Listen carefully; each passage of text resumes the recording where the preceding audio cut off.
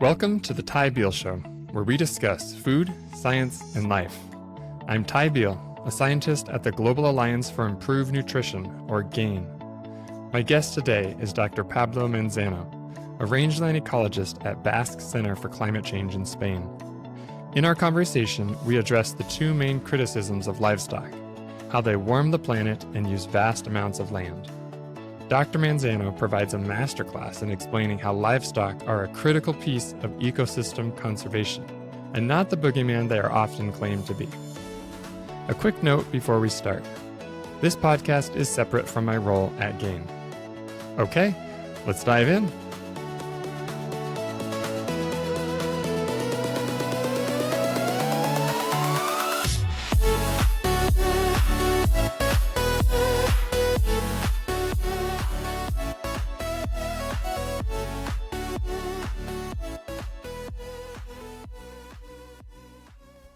Dr. Pablo Manzano, welcome to the show. Hi, Ty. Nice to be here.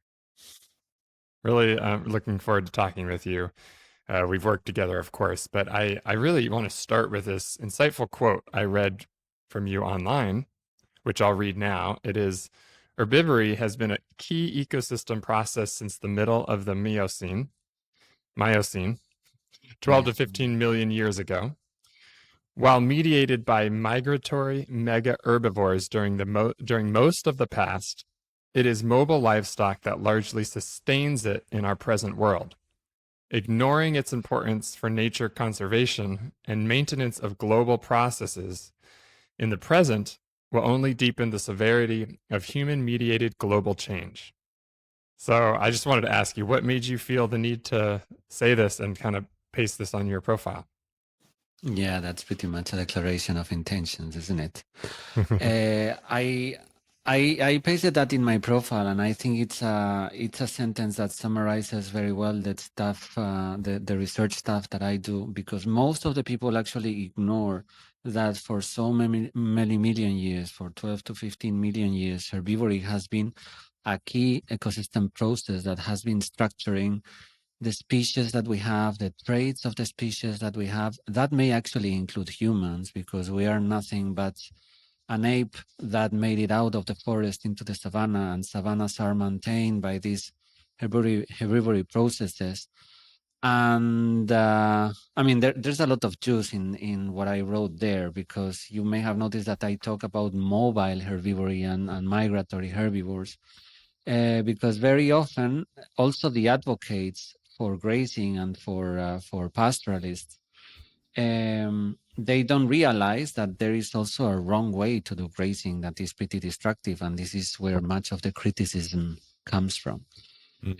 So there's a battle here. There's a battle between the people that just believe that the world was a closed forest, and that we humans came to destroy it, to open it up, and to bring havoc, much like the biblical accounts of the destruction of the Garden of Eden, or the expulsion from the Garden of Eden, which is not true, because we are part of this world that has a lot of open areas that do need disturbances to be kept open, to not getting encroached by woody vegetation. But of course, that doesn't mean that we are doing everything perfect, far from it.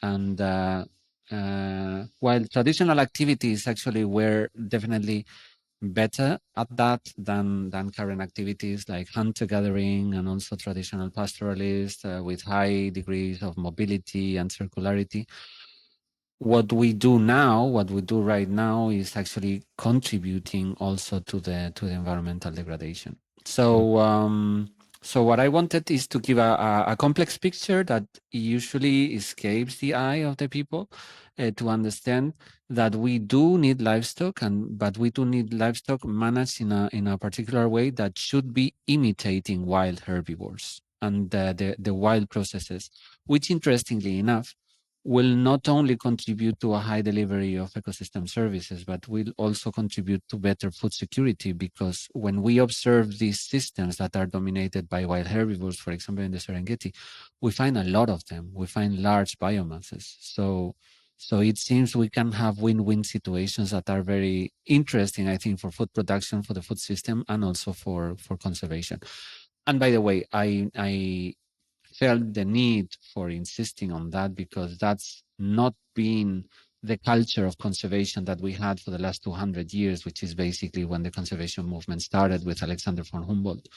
Rather, we have believed in these pristine landscapes that were untouched by humans, and we are already having a paradigm change, for example, among vegetation ecologists, but we need this to spill over into society at large. I love it. That's why I'm having you on, Pablo, because I think you're really speaking a insightful truth that is often glossed over or not actually even addressed, and really, I think, appreciated in this discussion. So much of your research has focused on a topic I also think is really critical for people to understand, and that is baseline emissions or emissions from wild herbivores that have previously or would in the future occupy rangelands currently occupied by grazing livestock. So, can you explain this concept? Yeah, I am originally a rangeland ecologist, so I'm not originally a life cycle assessment expert. But I went into that precisely because of understanding these processes as being something like that the herbivory, that the livestock herbivory is not so different from the wild herbivory, from the wild herbivory. And by realizing when I was working at IUCN and participating at the committee of FAO on environmental assessment, that I understood that the accusation that is done to livestock in terms of greenhouse gas emissions is particularly done towards grazing systems, because it is true that if you put a cow or a sheep into a gas exchange chamber and you measure how much methane it is producing, it is true that it emits a lot of methane. And then again, coming with these simplistic deductions, then it was deduced, and a lot of people deduced that they are net contributors to methane. However, when you talk to a rangeland ecologist, we are pretty aware that livestock is occupying the ecological niche that wild herbivores used to occupy. So I think intuitively we know that it cannot be that much. These greenhouse gas emissions cannot be that much compared to the natural ones. And that's something important that I think is still misunderstood by a very large portion of the scientific community. Namely, that a lot, the same way as the greenhouse gas effect is something that is largely natural and largely necessary to allow Earth to host complex life and complex organisms. And if it was not for greenhouse gas effect, we would have a temperature that would be like 30 degrees less than we have now. So the world would be covered in ice and would look rather like Mars and not like our dear beloved Earth. People tend to forget that the problem is not greenhouse effect, it's the man-made or human-made greenhouse gas effect. So it's the addition. It's if we add to this about 30 degrees of warming that are natural, if we add a couple more, then we get into troubles. Then it's when we have more hurricanes, then when we have these horrible autumn storms or fall storms in the Mediterranean because the sea is so hot. Then we'll have all these catastrophes related to climate change. But then, of course, it's clear that we have to distinguish what is natural and is fine with what is anthropogenic, which is human-made, and is not so fine, and we should act upon. And whereas for other cases, we have a clear distinction. Like, for example, CO2, if it's biogenic, if it's life-generated, we don't have a problem with it. We don't have a problem with the CO2 that we breathe out of our lungs, but we do have a problem with the CO2 that is released by the exhaust of the cars. We do have a lot of confusion about livestock because it's also complex. It's complex because most of the methane or all of the methane that livestock will emit will come from the rumen. So it's not that we can relate it to the exhaust of a car, but the key the key data that we should have in mind is how many herbivores are naturally in a piece of land and how much are we achieving through our technology.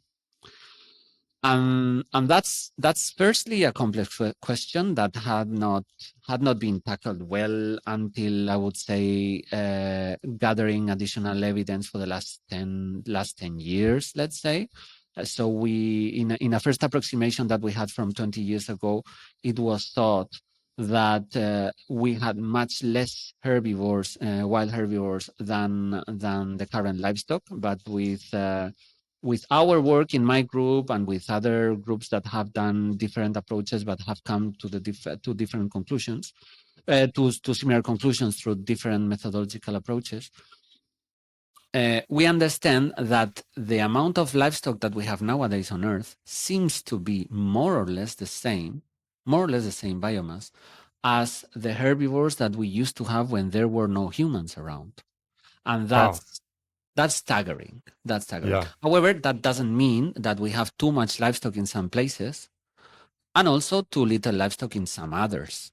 So we have, for example, in the British Isles, I like the example of the British Isles because it's less evident than for other places. We calculated that there are about 3 times more livestock than what is natural. And how comes? Because the soils of the British Isles are now fertilized largely through mineral fertilization, thanks to an industrial process called the Haber-Bosch process that makes basically the grass being under steroids, we could say. So it grows much more than what is natural. And then it can sustain many more animals than what is natural.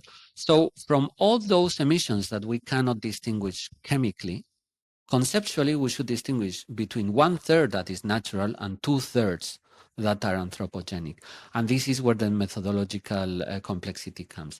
And then how comes that if we have so much livestock there, in total, globally, we have so little? Well, we should have a look at a lot of ecosystems that actually have lost the grazing that they used to have for the last million years.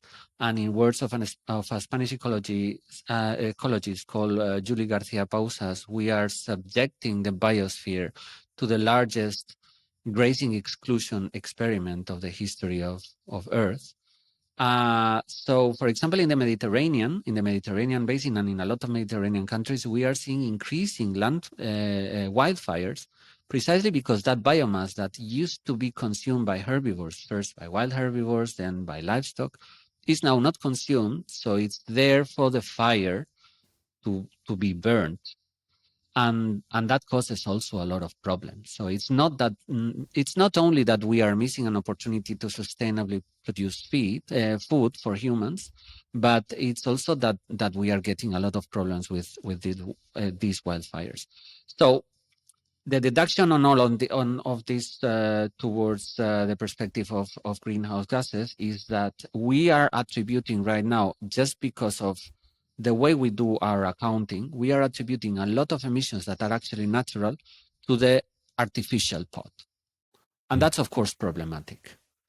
And I think we are raising the flag very high on that. Now, the problem is that we are being asked by people is that yes, it sounds reasonable. I mean, I have gotten no one that tells me you are talking nonsense. But the real problem is how to operationalize that, how to make environmental assessments that take that into account. And for that, it's complex because we would need a detailed world map, maybe, of natural herbivore densities or maybe pre-industrial densities. And that's something that will take a lot of time. And we are working on that, but very slowly because we are a small team and this doesn't seem to catch up. So I think here the real struggle is that all the people that are working on livestock emissions just have this reality in mind, even if they don't have data, just that they will leave a footnote always saying, be careful, what we are measuring has a technosphere component, which would be the emissions that are facilitated by technology, and an ecosphere component, which is this natural baseline that is inevitable and that shouldn't be accounted for in the inventories that we do on greenhouse gases. Well, I just want to highlight a few of these super fascinating and insightful points you made, which the first one is really there's a similar number of wild animals there were historically, evolutionarily, compared to current livestock numbers, which I think that's just quite surprising. I think a lot of people would be surprised by that. You said certain areas can have too much livestock artificially through fertilizer and too little, where undergrazing can actually increase, growth where it can make things vulnerable to fires, right? And Absolutely. what really matters is how it's done. So it's not to say that current livestock practices around the world are all sustainable and just keep going, but Yeah. it's really to say they're actually the planet can support quite a number of livestock if they're managed properly in the right way. Am I hearing you right? Yeah, exactly. The problem is that it's probably expensive. So, Mm, what cowboys used to do in the American Midwest of just, driving the cattle to Wyoming in summer and to New Mexico in winter by foot was imitating what bisons were doing. And if mm, you think about it, it's very logical because well, in Wyoming you have grass production in summer because it's more humid, it's less cold, and in New Mexico it's too hot and it just gets charred in summer. But in winter temperatures are mild, you get a little bit more of precipitation, so it makes a lot of sense to move from one place or the other. mhm. However, that doesn't seem realistic for the current economic system. Although I mean, it would be worth a try, but I Hey, we think could for, get our physical activity at the same time. yeah, Okay, but it so would make sense from a sense of that you could have sustainable carrying capacities in both places that are much higher.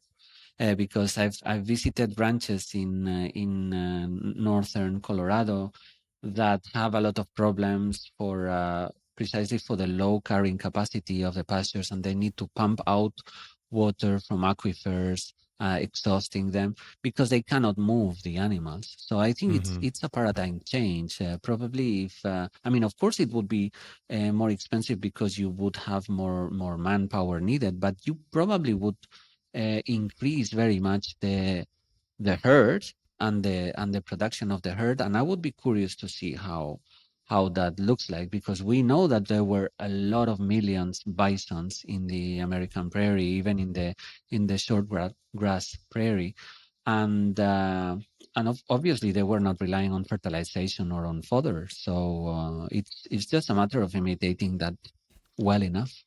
yeah. Let's dig into this, I think, in more detail. So what you're talking about here is that these life cycle assessments or these LCAs, typically there's sort of an assumption when you're comparing the emissions from livestock, it's sort of comparing it to zero or something, right? Yes. It's not actually considering these baseline emissions from wild ruminants or grazers that used to be on the land or that would potentially be on the land if things were rewilded.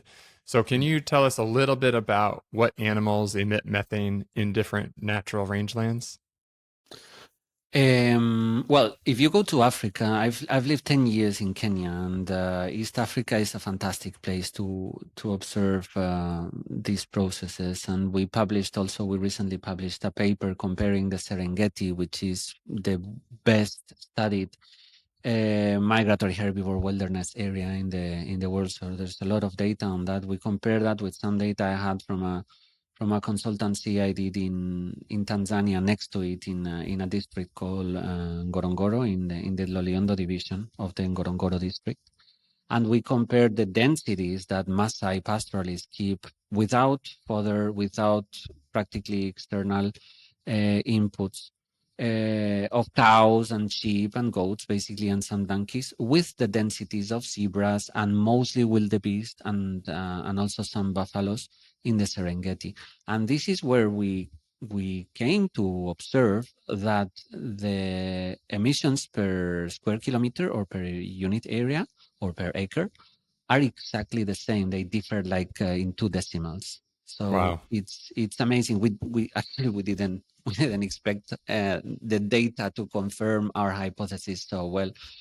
Now, Of course, Africa is a particular place because you have a conserved guild of herbivores, and then you wonder, okay, if I abandon a Maasai rangeland in Africa, of course, it will get full of wildebeest and buffalo. But what will happen in our areas, in the States or in Europe?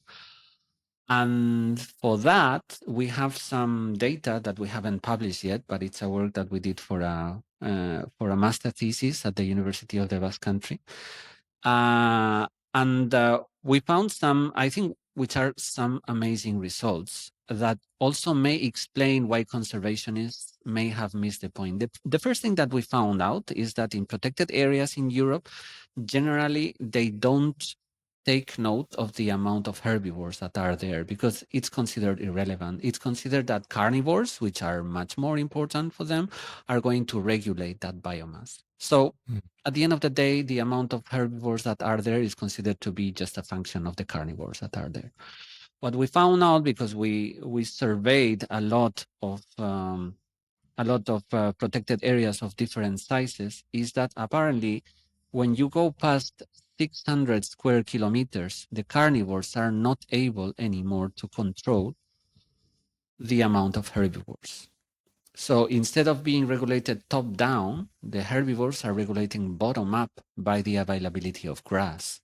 This, on one hand, would explain why conservationists have had this idea that carnivores regulated everything. It's just because our protected areas are too small. Okay.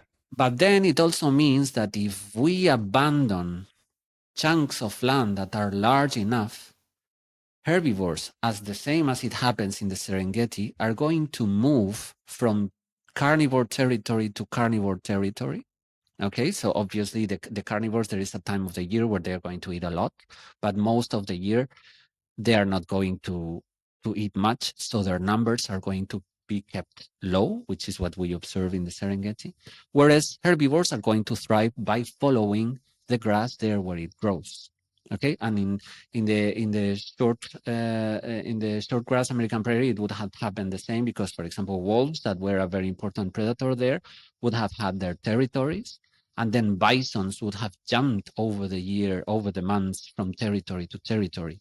So they would have been controlled by the amount of grass and not the amount of predators. And that is very important because it means that if we progress with policies of land abandonment and rewilding, and we abandon areas that are large enough, we are going to have areas that achieve herbivore densities that may be comparable to the ones of the Serengeti or to the ones that used to be there before humans appeared. So it proves that what we are researching is not wishful thinking, is not just a theoretical underpinning, it's real life. If we abandon enough land, we are going to have these methane emissions from wild herbivores anyway. And especially if, for example, we restore ecosystems and we do trophic rewilding, in the sense that instead of having only deer, only browsers, we start introducing, as it is starting to be done in Europe, we start introducing ecological analogs to the aurochs, or we are introducing bisons that are actually grazers and that have the capacity to fulfill the same role.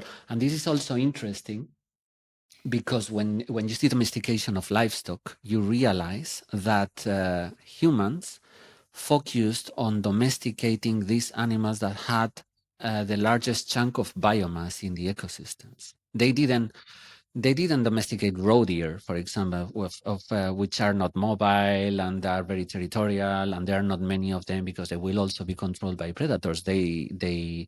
They domesticated aurochs and they turned them into cows because there were a lot of them. And obviously, when you are doing the effort of domesticating an animal that may take maybe 1,000 years, you're focusing on the big prize, not on the small prize. Okay. Wow. Okay. So similar emissions when you looked at the Serengeti compared to what potentially would be there from livestock versus the wild grazers. So you said you have some preliminary data not yet published. So I'm thinking about how would this play out, do you think, in Europe Australia, and North America.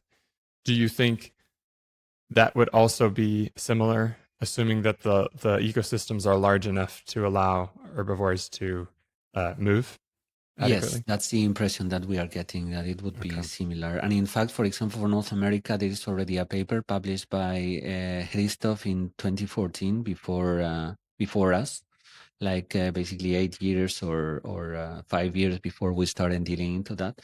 That is actually talking about a substitution of the emissions from bison and elk by domestic ruminants in North America.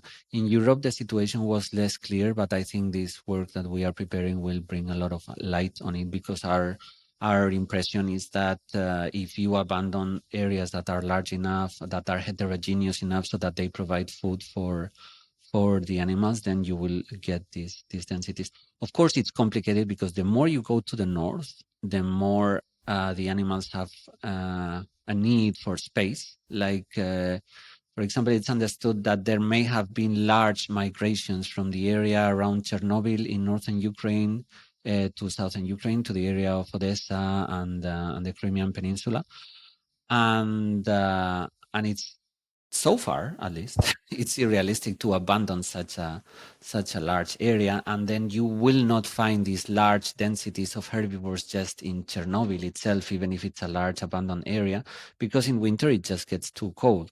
But Mm. in areas further south in Europe, for example, in Croatia, there is a very large area that was abandoned after the Yugoslav wars in the 90s, and there seem to be large densities coming up there, precisely because they have this heterogeneity in landscapes, and also fodder offer in winter and in summer. Mm. Okay. So let's just assume that there are efforts to want to rewild rangelands that are currently grazed by livestock. Now we can get into the practicalities of that in terms of like the economics in a minute, but can we start ecologically? How practical is it to accomplish that? Well, I'm talking a lot about migration. So my take on that is, of course, I would love, I would love to see. I'm a biologist, so I would love to see bison herds roaming through Europe and through North America. That would be lovely. But realistically, I know it's very difficult, and there are already initiatives. Like in my country, in Spain, there are already initiatives of reintroducing bison and reintroducing Taurus, which is what they call this ecological equivalent to the aurochs. The problem is that grazers, these animals that follow the green grass there where it grows and that escape from the predation of predators, they need to migrate in order to graze well. It's what I was saying at the beginning. There Right. is good grazing, there is bad grazing, and usually the bad grazing with grazers imply that you don't move them around. All these schools of improving grazing, like for example with regenerative grazing, holistic grazing, rational grazing, imply movement a lot. So Mm-hmm. for me, honestly, it's very difficult. I think it's impossible to herd a pack of or a herd a bunch of bisons or a bunch of tauros, which behave pretty wildly, through areas that may be cut by roads, by railroads, or maybe occupied by crop farming, by intensive crop farming. Whereas when you do it with livestock, when you do it with transhuman sheep, that we still have a lot of transhuman sheep in Spain, you can of course herd them because they're tame animals. So what regards the ecological functionality of herbivores, and I think that's bad news for the rewilder advocates. But so as things are now in a world that is fragmented, with lands that are used for food production, for industries, etc., I see it way more easier to restore ecological functionality of rangelands through migratory herbivores with transhumant livestock, with mobile livestock, with mobile pastoralism, as with trophic rewilding of wild species, because I really don't see how you can make herds of bison cross through several highways and several irrigated fields and several. And also when you live in Africa, you realize that a lot of these movements are causing problems to people. Like elephants, for example. Elephants are fascinating. I love them also because I think they are not behaving like a herbivore in the sense that even if they are eating grass, they are not browsing, they are not grazing, they are just tree walking. They are destroying woody vegetation, and that's a fundamental ecological process. But elephants are so problematic. In rangelands, not that much. And actually, when you talk to people living in rangelands, to pastoralists, they like elephants because they don't collide with them. And the elephants create pasture by tumbling down trees and tumbling down woody vegetation. But the moment you have crops, the moment you have a maize field, it's like a bag of candies in the middle of the desert, and they will just go there, and it's hard because they can kill persons, and they get killed also, and it's pretty tragic. So I think urban societies also have a problem in imagining an ideal natural world where everything's peaceful, but you also have to take these things into account, and the human wildlife conflicts that are a very big part of this issue and of this planning, of this landscape planning and all these things that may happen. Wow. Yeah. Okay. So it's ecologically not, I mean, it's theoretically possible, but you're saying practically with our current way of living, the way of life, the way that we have altered the landscape, you don't see a lot of hope for having these really large spaces necessary for, natural wild grazers to be able to migrate and all that.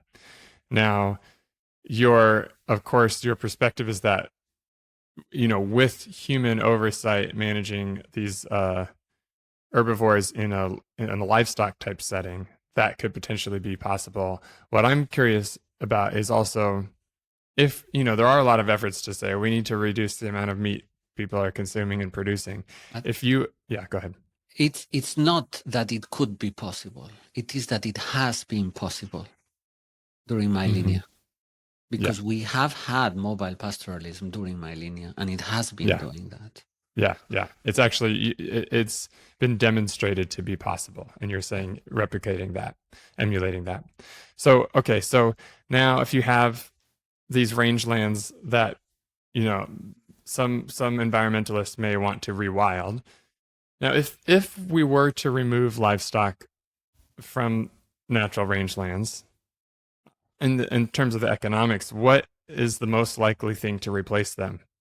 Do you actually see that there would even be a possibility to have wild grazers take over this land, or would you see other economic uses of the land? It probably depends on where this is done.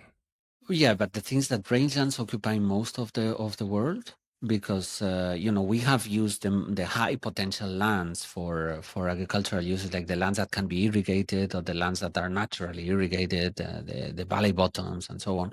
Those are already used for very intensive agriculture for providing grain, basically grains and also vegetables and so on, but it's basically grain.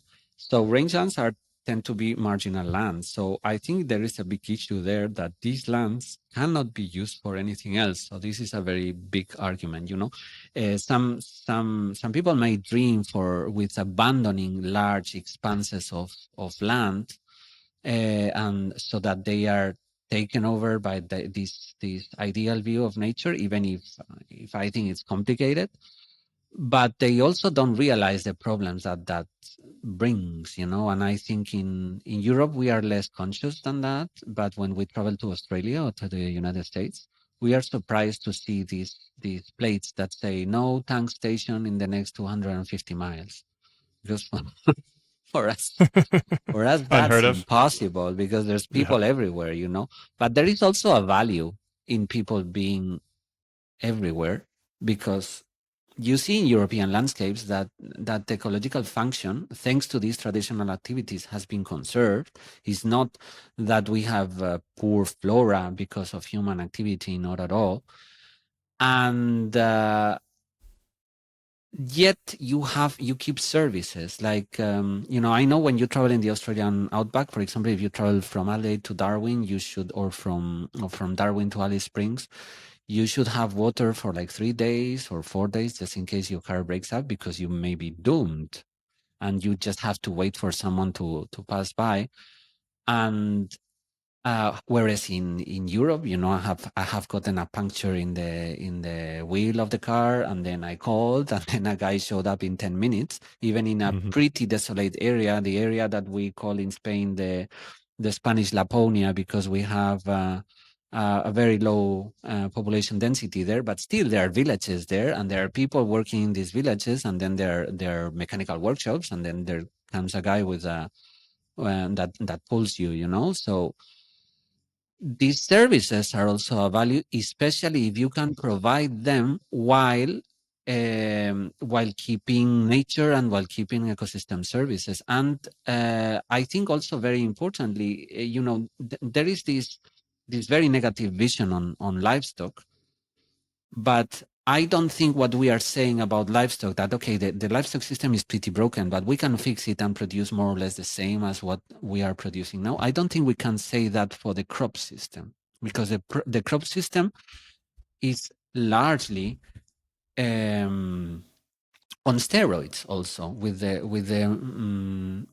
the chemical fertilization. And if we compare the amount of people that were there in the world 100 years ago, where the chronicles show that the fertilization was a big issue, and we just had 2 billion people there, and now we have 8 billion.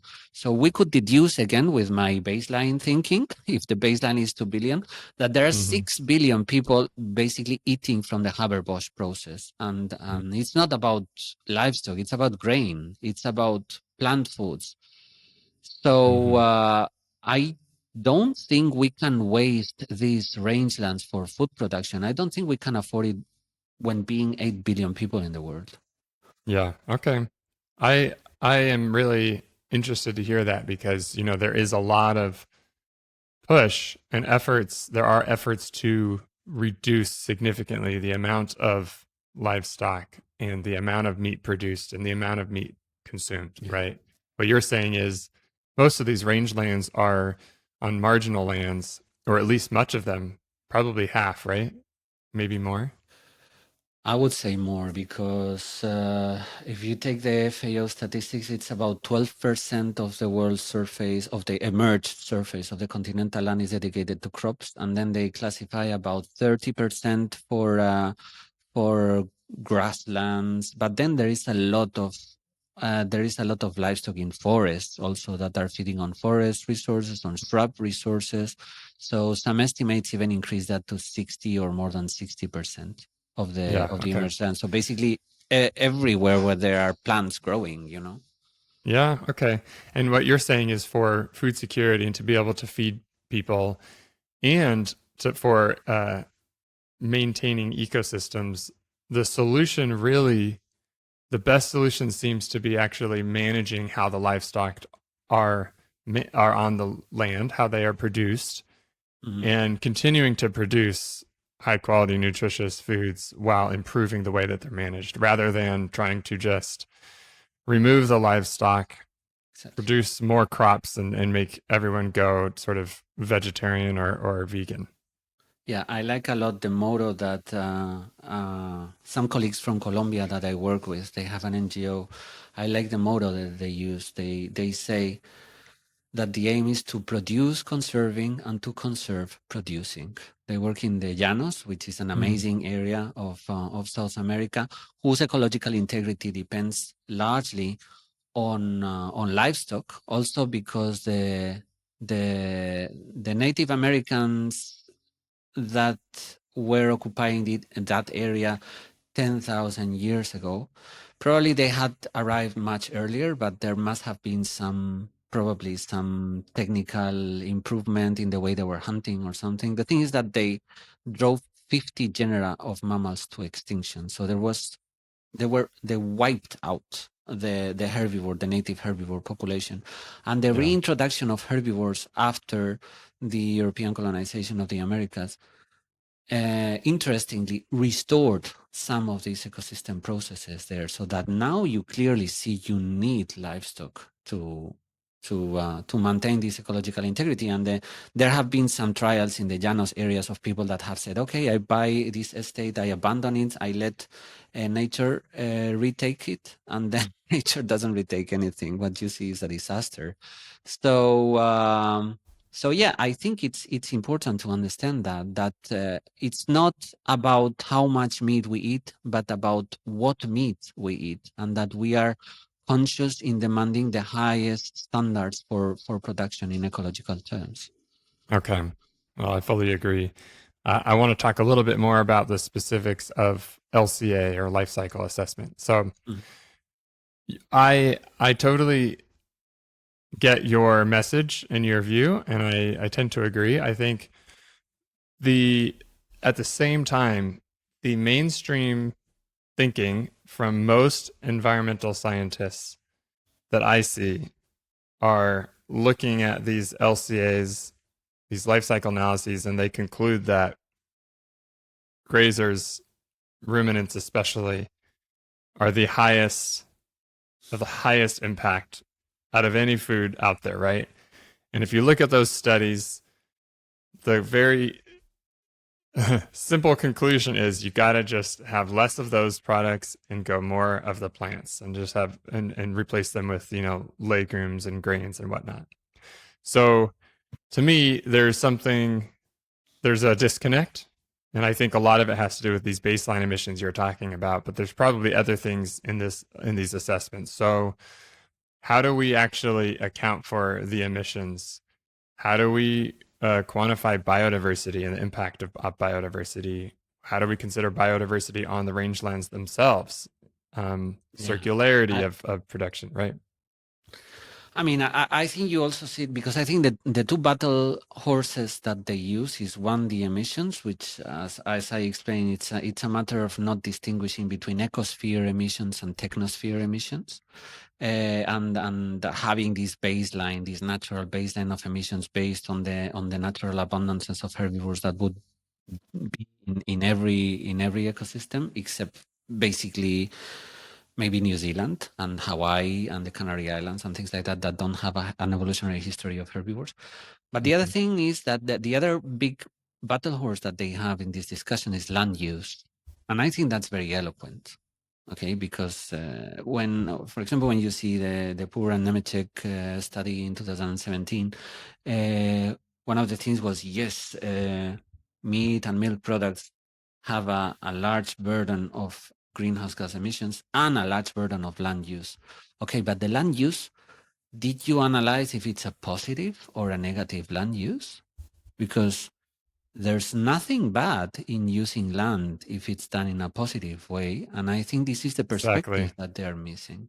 If you are doing land stewardship, it's not nice, for example, what is happening in Canada, in the Canadian taiga, that me and Ferran Pauneu, who is a researcher I work with, a postdoc I have in Bilbao, in the Basque Centre for Climate Change, we believe that the wildfires that you see in the drier areas of the taiga in Canada, that make the air of New York City unbreathable in some months of the year, the reason for them is because you had herbivores there that were removing that biomass, that were opening up the vegetation, that were avoiding these wildfires.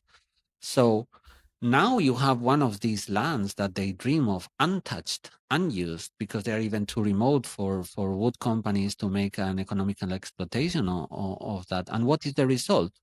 The result is that we are having very undesirable wildfires, that it's not only that they are undesirable for us humans because of loss of assets, because of respiratory problems. It's also that these fires are not natural. We do have fires in nature, and this is something that we understand very well from African savannas and from tropical savannas. But the extent of these fires is not the one that we are seeing now, because the vegetation didn't have this continuity and didn't have this accumulation of biomass. Hmm. So that, these sixth generation fires that we are hearing about, which is basically a type of fire that no mechanical and no plane deployed can contain because it's just too large. They create a cloud of several kilometers of fire that can jump from one mountain range to the other, extending fires at huge surfaces, and this is something that the Earth has not seen possibly since, I don't know, possibly since the Carboniferous. I don't know when was the last time that we didn't have herbivores to intervene on that. Also, there is a further problem that people don't realize, and is that, for example, during the tertiary era, which is since the meteorite that killed the dinosaurs impacted on Earth, which was 65 million years ago until 50 million years ago, we had a world covered by forests, okay? And actually, it was a much warmer world. It was 8 degrees hotter. But anyway, footnotes apart. Uh, the thing is that the plants that were growing in these forests were very different from the plants that grow today.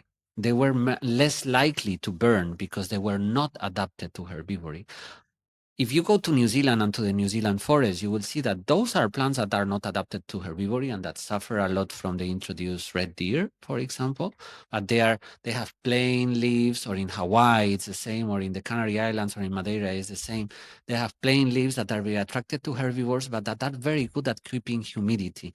However, the plants that have evolved under herbivores, they have spines, they have little leaves, they cannot, this is a defense against herbivory, but at the same time, it makes them retaining less water.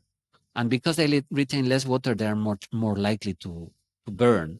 So, if we leave, so to say, nature do its work, we are going to get these undesirable consequences that are undesirable also for nature and for nature conservation.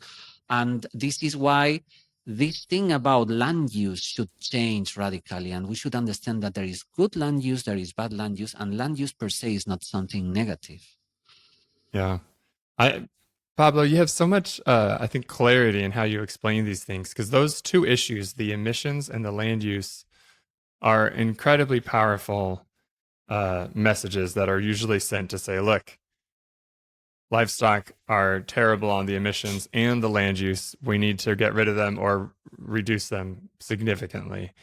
And what you're saying is the emissions really, there are going to be a sizable portion of emissions from any wild ecosystem, from wild grazers.